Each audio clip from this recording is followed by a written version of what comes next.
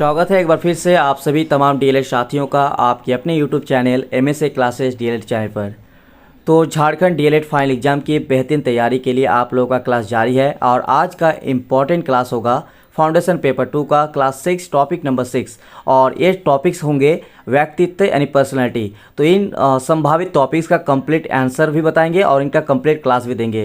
तो ये टॉपिक बहुत ज़्यादा इंपॉर्टेंट है, तो आप लोग इसकी तैयारी जरूर करके जाइएगा। तो चलिए इसका कंप्लीट क्लास देते हैं, वीडियो क्लास तक बने रहेगा, चैनल को सब्सक्राइब कर लीजिएगा।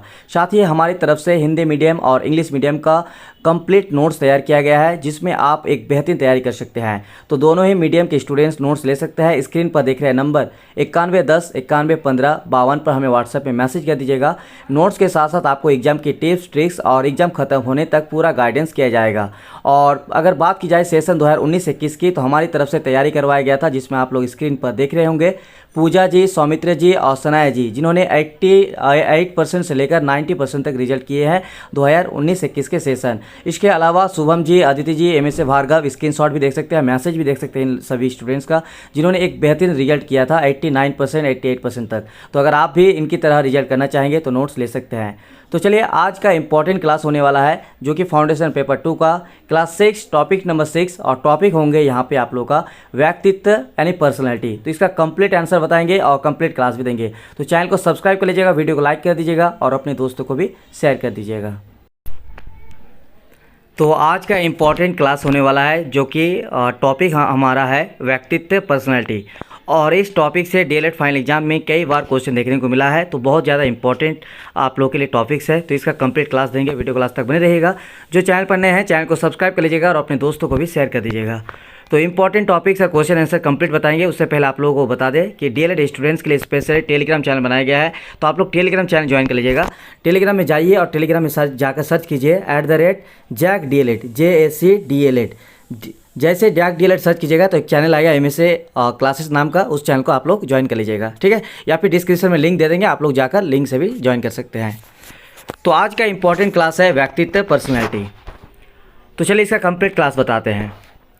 मनोवैज्ञानिक दृष्टिकोण से व्यक्तित्व व्यक्ति के समस्त व्यवहार का दर्पण है, अर्थात मनुष्य के व्यक्तित्व का निर्धारण उसके द्वारा किए गए कार्य, गतिविधियाँ, व्यवहार, आचार विचार आदि शारीरिक, मानसिक एवं आध्यात्मिक पक्षों द्वारा किया जाता है। यानी व्यक्तित्व क्या है? व्यक्ति के समस्त व्यवहार का दर्पण है, आईना है, और यही है आपका व्यक्तित्व। और इसके द्वारा जो जितने भी कार्य हैं, ठीक है, गतिविधियाँ, व्यवहार, सभी को देख रेख की जाती है और उसी के अंतर्गत उसका मापा जाता है। व्यक्तित्व क्या है? देखिए, व्यक्तित्व आंग्ल भाषा में पर्सनैलिटी का हिंदी रूपांतरण है। यानी व्यक्तित्व का इंग्लिश वर्ड क्या है? पर्सनैलिटी। और पर्सनैलिटी शब्द की उत्पत्ति यूनानी भाषा के पर्सोना शब्द से हुई है। पर्सोना शब्द का शाब्दिक अर्थ है नकाब या मुखौटा। तो ये सब चीज़ आपको ध्यान में रखना है, ठीक है, कि व्यक्तित्व का इंग्लिश वर्ड है आपका पर्सनैलिटी, और पर्सनैलिटी जो है वो एक यूनानी भाषा पर्सोना शब्द से आई है।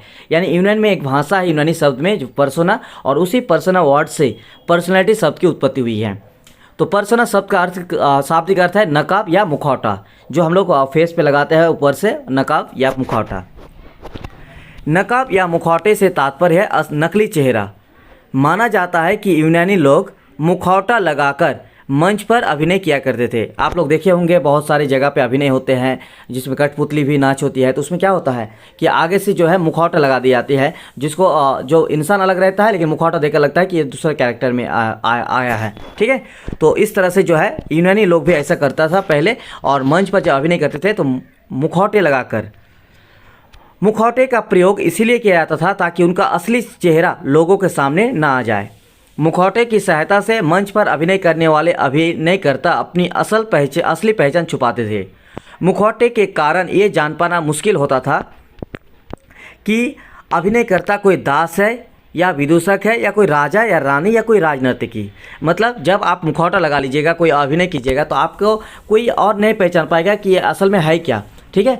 तो इस तरह से जो है यूनानी लोग करते थे, और इसमें पहचान नहीं आता था कि ये राजा है या रानी है या कोई दास है या कोई विदूषक है। तो व्यक्तित्व शब्द का व्यापक अर्थ में देखिए क्या है। प्राचीन काल में यूनानियों द्वारा व्यक्तित्व का तात्पर्य व्यक्ति के वाच्य स्वरूप से था, परंतु धीरे धीरे व्यक्तित्व के अंतर्गत व्यक्ति के आंतरिक स्वरूप को भी शामिल कर लिया गया। व्यक्तित्व शब्द दो शब्दों से मिलकर बना है, व्यक्ति प्लस तत्व। तो व्यक्ति के अंतर्गत सकारात्मक एवं नकारात्मक तत्व पाए जाते हैं, यानी हर इंसान के अंदर जो है आपका पॉजिटिव और नेगेटिव पाए जाते हैं।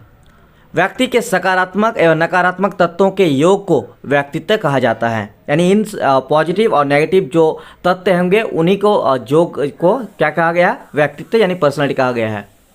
अतः हम कह सकते हैं कि व्यक्ति के आंतरिक एवं बाह्य रूप के सकारात्मक एवं नकारात्मक तत्वों का संपूर्ण योग व्यक्तित्व है। चलिए अब बात करते हैं व्यक्तित्व की परिभाषा। कभी कभी आपको जो है क्वेश्चन व्यक्तित्व के डेफिनेशन और व्यक्तित्व का आपका ये भी पूछ लेता है मीनिंग। तो मीनिंग तो आप लोगों को बता दिए, आप लोगों को मीनिंग लिखना है उसका आगे और भी क्लास होगा, कंप्लीट क्लास देखिएगा, ठीक है। बहुत ज़्यादा इंपॉर्टेंट टॉपिक्स है, तो कंप्लीट क्लास देखिएगा तो आपको किस तरह का टॉपिक पूछा जाता है क्वेश्चन वो भी बताएंगे। तो अगर आपको परिभाषा पूछ रहे तो परिभाषा आपको यहाँ पे ध्यान रखना है, विलियम वर्ड्सवर्थ के अनुसार। विलियम वर्ड्सवर्थ के अनुसार क्या कहा है, वुड्सवर्थ होगा, ठीक है, यहाँ पे थोड़ा स्पेलिंग ही हुआ है। वुड्सवर्थ के अनुसार व्यक्तित्व व्यक्ति के व्यवहार की समग्र विशेषता है। वुड्सवर्थ ने क्या कहा है कि जो पर्सनालिटी होती है वो किसी व्यक्ति के व्यवहार की समग्र विशेषता होती है। वैलेंटाइन के अनुसार क्या है, व्यक्तित्व जन्मजात और अर्जित प्रवृत्तियों का योग है। तो व्यक्तित्व क्या है, जन्मजात और अर्जित प्रवृत्तियों का योग है, यानी जो इन मनुष्य अपनी जन्म से ही और जो अर्जित करते हैं इन सभी को जो मिला के जो होते हैं उसको व्यक्तित्व कहा है वैलेंटाइन ने। आप देखिए एक और यहाँ पे मनोवैज्ञानिक, उसका नाम है मन। तो मन के अनुसार क्या है व्यक्तित्व की डेफिनेशन, तो व्यक्तित्व की परिभाषा व्यक्ति के ढांचे, व्यवहार की विधियाँ, रुचियों, अभिवृत्तियों, क्षमताओं, योग्यताओं और कुशलताओं के सबसे विशिष्ट एकीकरण के रूप में की जा सकती है। ये डेफिनेशन है मन का। तो ये तीनों डेफिनेशन में आपको कम से कम 2 डेफिनेशन हमेशा याद या फिर ध्यान में रखना जरूरी है, और ठीक है। और इसी तरह से आपको लिखना है इन तीनों में से किसी 2 के बारे में। आप देखिए व्यक्तित्व को प्रभावित करने वाले कारक, ये क्वेश्चन आपको अगर आपको पूछ लेता है कि व्यक्तित्व से आप क्या समझते हैं, व्यक्तित्व के परिभाषा लिखिए, तो आप लोग लिख दिए। लेकिन एक क्वेश्चन आ जाता है ज़्यादातर देखने को मिला है, वो है कि व्यक्तित्व को प्रभावित करने वाले कारक क्या है। तो यहाँ पे आप लोग बताएंगे कि व्यक्तित्व को मुख्य रूप से 2 कारक जो है प्रभावित करते हैं, और दोनों ही जो है यहाँ पे आप लोग को दिया हुआ है निम्नलिखित में। पहला है वंशानुक्रम, दूसरा है वातावरण। तो ये दोनों को आप लोगों को ध्यान में रखना है और इसी को जो है डिटेल्स में आपको लिखना है। अब बात करेंगे कि व्यक्तित्व को प्रभावित करने वाले जो कारक है वंशानुक्रम और वातावरण किस तरह से, चलिए एक एक करके आपको बताते हैं। तो पहला है वंशानुक्रम। तो वंशानुक्रम के अंतर्गत व्यक्तित्व को प्रभावित करने वाले निम्नलिखित कारक आते हैं। तो कौन कौन सा कारक वंशानुक्रम के अंतर्गत आते हैं, चलिए देख लेते हैं। पहला पॉइंट नंबर 1, इसको आप लोग नोट कीजिएगा, जैविक प्रभाव।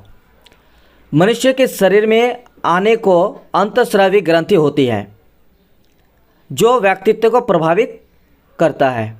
जैसे पीयूष ग्रंथि की कमी से व्यक्ति बना होता है, वहीं दूसरी तरफ इसकी अधिकता से मनुष्य अधिक लंबा हो जाता है। यह है जैविक प्रभाव, ठीक है। वंशानुक्रम, वंशानुक्रम मतलब जो वंश पीढ़ी दर पीढ़ी मिलती है। दूसरा है शारीरिक संरचना का प्रभाव। शारीरिक संरचना के अंतर्गत बालक की लंबाई, चौड़ाई, शरीर की रचना, त्वचा का रंग इत्यादि आता है। यह सारी चीज़ें बालक के माता पिता से प्रभावित होते हैं। तो ये भी वंशानुक्रम है, चाहे वो कोई भी बालक हो, कोई भी हो। मैक्सिमम क्या होते हैं कि उनकी जो लंबाई, चौड़ाई, शरीर की जो रचना, शरीर त्वचा का जो रंग है, वो मैक्सिमम क्या होता है अपने परिवार या अपने जो पेरेंट्स होते हैं उनके अनुरूप होते हैं, ठीक है। तो इस तरह का जो शारीरिक संरचना का प्रभाव है ये वंशानुक्रम के अंतर्गत आते हैं। अगला है मानसिक योग्यता का प्रभाव। मानसिक योग्यता के अंतर्गत बुद्धि, चिंतन, स्मृति इत्यादि आते हैं। यदि माता पिता से प्रभावित होता है, अर्थात माता पिता की बुद्धि तीव्र है, तो बालक भी उच्च वृद्धि का होगा। ऐसा होता है, कई बार देखने को मिला है, लेकिन बहुत सारा कम भी होता है कि कोई अगर माता पिता बहुत ज़्यादा चालाक होते हैं, बहुत ज़्यादा उनमें बुद्धि होती है, तो बच्चे भी अक्सर देखा जाता है कि वो भी ज़्यादातर अच्छे उच्च बुद्धि के होते हैं। लेकिन ऐसा नहीं है कि सब हर जगह ऐसा होता है, कहीं कहीं नहीं होता है, लेकिन आपको इस तरह से थोड़ा सा अपने शब्दों में लिखना है, ठीक है। चलिए लास्ट देख लेते हैं। वंशानुक्रम का जो प्रभाव है, कारक है, वो है विशिष्ट रुचि का प्रभाव। विशिष्ट सूची में किसी व्यक्ति का पसंदीदा कार्य आता है, जैसे कलाकारी, संगीत, व्यापारी इत्यादि आते हैं। अगर कोई व्यक्ति संगीतज्ञ है तो उसके होने वाले संतान में भी संगीतज्ञ का गुण पाया जाता है। तो ये है वंशानुक्रम। मतलब ये को आपको समझा देता है क्या है कि कोई व्यक्तित्व का निर्माण होता है किसी व्यक्ति में। अगर आप एक व्यक्ति है और आप में जो व्यक्तित्व का निर्माण हुआ है वो कहीं ना कहीं आपका वंश अनुकरण पर प्रभाव पड़ा है। तो कौन कौन सा वंश अनुकरण पर प्रभाव पड़ा है, ये चारों पॉइंट में से ही आपको प्रभाव पड़ता है। अगर आपका माता पिता जिस तरह के हैं उसी तरह का आप हो सकते हैं। इस तरह का जो भी रखा गया है वंश अनुकरण 4 कैटेगरी रखा गया है। अब देखिए जो व्यक्तित्व का निर्माण होता है उसमें वातावरण का क्या रोल होता है, यानी आसपास की जो समाज है जो वातावरण है उसका क्या प्रभाव पड़ता है। देखिए सामाजिक वातावरण का प्रभाव, पहला पॉइंट है सामाजिक वातावरण का प्रभाव। पहला पॉइंट सामाजिक, यानी समाज में रहते हुए बालक को बहुत सारी चीज़ें सीखने को मिलती है, बहुत सारी चीज़ वो ग्रहण करते हैं, तो वो सभी चीज़ उसमें व्यक्तित्व का निर्माण होता है। सामाजिक वातावरण के अंतर्गत परिवार, आस पड़ोस, विद्यालय, मित्र इत्यादि होते हैं। यह सभी बालक के व्यक्तित्व को प्रभावित करते हैं। बालक जिस परिवेश में रहता है वह उसी चीज़ का अनुसरण करता है। तो ये इस तरह का वातावरण का प्रभाव भी वंश अनुकरण क्या है, व्यक्तित्व का निर्माण करता है। दूसरा है सांस्कृतिक वातावरण का प्रभाव। इसके अंतर्गत रहन सहन और रीति रिवाज आते हैं। रहन सहन और रीति रिवाज दोनों बालक के व्यक्तित्व को प्रभावित करते हैं। जैसे कोई बालक किसी व्यक्ति का कपड़ा पहनने का अनुसरण करता है। तो ये टॉपिक आप लोग ध्यान में रखना है। और इसका पॉइंट, अगर आपको इनका नोट्स भी चाहिए तो नोट्स मिल जाएगा। स्क्रीन पर एक नंबर दिख रहा होगा, व्हाट्सएप में हमें मैसेज कर दीजिएगा 9110 9115 52 पर, तो आप लोगों को नोट्स भी प्रोवाइड कर दिया जाएगा। जो आप देख रहे हैं यही नोट्स आपको मिलेंगे। अगला देखिए भौतिक वातावरण का प्रभाव। भौतिक वातावरण के अंतर्गत किसी विशेष जगह की जलवायु तथा उसके भौगोलिक स्थिति आती है जो व्यक्तित्व को प्रभावित करता है। जैसे गर्म प्रदेश के लोग काले रंग के होते हैं तथा ठंडे प्रदेश के लोग गोरे रंग के पाए जाते हैं।